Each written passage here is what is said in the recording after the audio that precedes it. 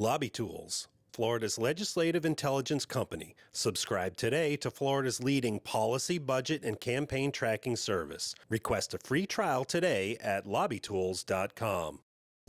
A federal judge heard oral arguments in Senator Bill Nelson's lawsuit aimed at counting mail ballots rejected for mismatched signatures. Democratic strategist Steve Schale says it's a problem that can disenfranchise voters from all walks of life. I mean, Patrick Murphy, who ran for the U.S. Senate last year as a Democrat, his was thrown out. Ron DeSantis' ballot was thrown out in 2016.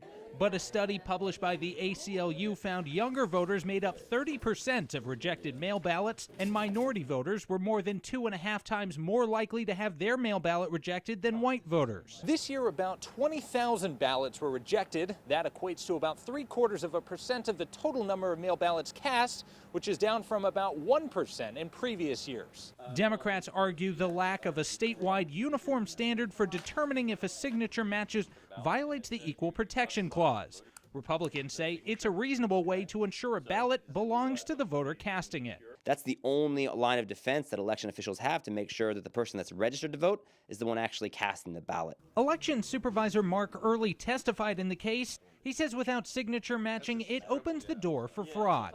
I don't want a warehouse of people marking ballots that aren't the voters and then sending them into us and us have to, count those. That would be a bad thing for democracy.